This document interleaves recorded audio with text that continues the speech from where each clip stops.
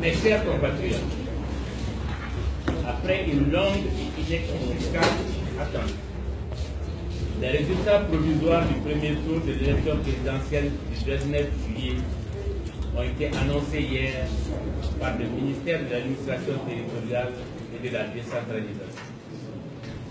Je tiens ici à remercier chaleureusement les Maliennes et les Maliens qui ont voté pour les candidats du changement, de l'alternance et de la rupture. Merci pour votre courage et votre mobilisation, car nous savons tous que tout a été fait par le gouvernement pour empêcher la libre expression de la volonté du peuple lors du scrutin du 29 juillet. Une mention spéciale à la presse nationale et internationale qui, avec courage et abnégation, ont couvert cette campagne. Mes chaleureuses félicitations aux femmes et aux jeunes du Mali qui ont défendu bec et ongles la démocratie et la République. Chers compatriotes, je dis haut et fort, ces résultats ne reflètent pas le vote des Maliennes et des Maliens. Ils ne sont ni sincères ni crédibles.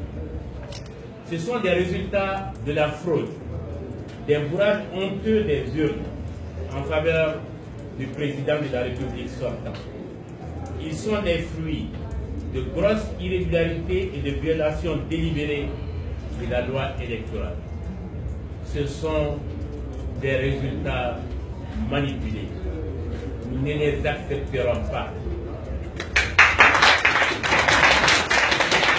J'en appelle à la vigilance de toutes les forces démocratiques, à la mobilisation de tous pour défendre l'expression libre du suffrage du peuple contre les prédateurs et les fossoyeurs de la démocratie. Je salue le patriotisme et le courage de ma sœur Guinabou Ndiaye et de tous mes frères candidats à l'élection présidentielle du 29 juillet. Je les invite à la constitution des larges fronts démocratiques contre la fraude, pour la transparence électorale, pour l'alternance, le changement et la rupture. Avec la mauvaise gouvernance, la rupture avec le système planique instauré il y a 5 ans que certains voudraient perpétuer. Ma chère sœur, mes chers frères, je vous invite à la constitution d'un front pour le Mali, car c'est du Mali dont il s'agit. C'est le Mali, c'est la démocratie malienne qu'il faut sauver. Malgré l'ampleur des fraudes et des irrégularités, la corruption et l'achat des consciences, les bourrages d'urnes, le camp du président sortant n'a pas atteint ses objectifs. Pour la première fois dans l'histoire de la démocratie malienne, un président sortant est contraint à un second tour. Grâce à vous, grâce à votre combativité, grâce à votre engagement pour le Mali, la stratégie du Takoclé a été mise en échec.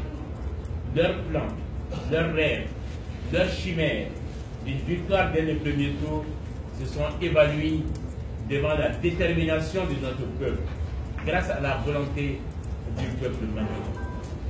Le 29 juillet, il y a eu un vote sanction contre le président sortant.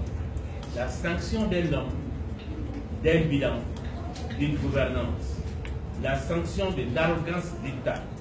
La sanction de la gouvernance du mépris. Le camp du changement, le camp du Mali, est désormais majoritaire.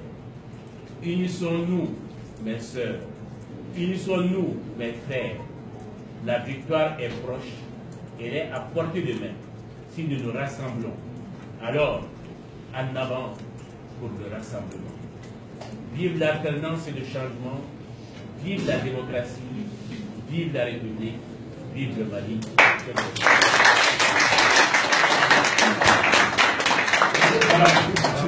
Voilà. Alors, on y va. Pas de questions.